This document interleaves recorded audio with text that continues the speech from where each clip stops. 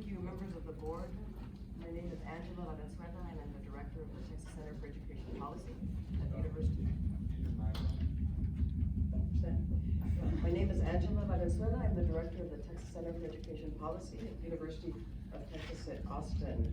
And here I presented to you, you can have in hand a petition, a signed petition by 23 organizations, including TCEP, the Holocaust Museum, Ethnic Studies Network of Texas, 100 Black Men of Austin, and so on, and also by 315 university professors and students, school district and teachers, school district leaders, and community leaders.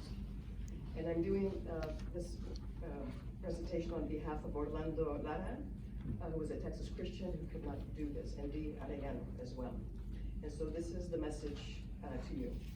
Dear members of the Texas State Board of Education, these individuals and entities signed below would like to register our strong support for adopting a statewide African American Studies course for the Texas Social Studies and Ethnic Studies catalog as quickly as possible, while ensuring that the course represents the full range and complexity of African American experience, including histories of slavery and subjugation, as well as cultural and historical contributions before and after slavery.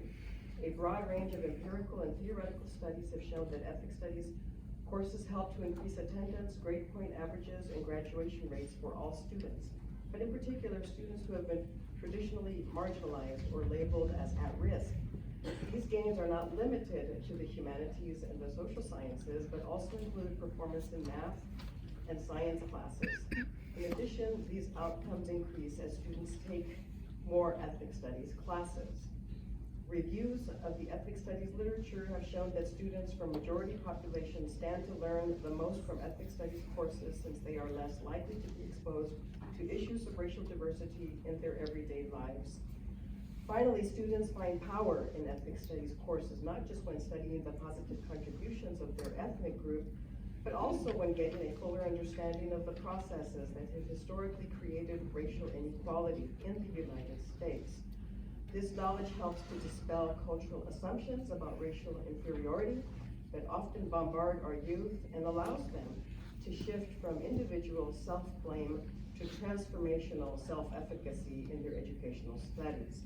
While it is often tempting to emphasize the positive historical contributions of African Americans when designing course standards for African American studies, it is important to also acknowledge and examine the social, cultural, economic, and political impact that the African slave trade had on American society.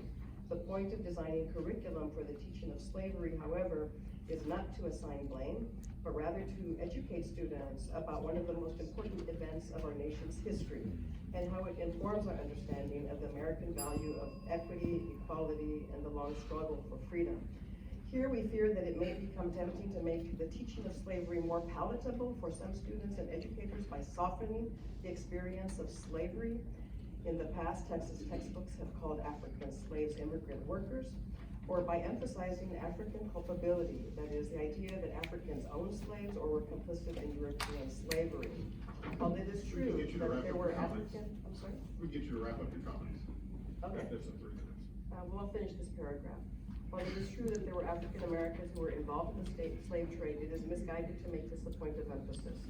As a point of comparison, historians have documented that there were Jewish collaborators in the Holocaust and Native American collaborators in their genocide. However, the teaching of these histories does not focus on the collaborators to emphasize the role of internal collaborators in the oppression of their own people. It's a distortion and misrepresentation of history. There's more to the petition, but I think this is a very important point. Thank you very much. DeAndrea Fleming, followed by Emilio Zamora.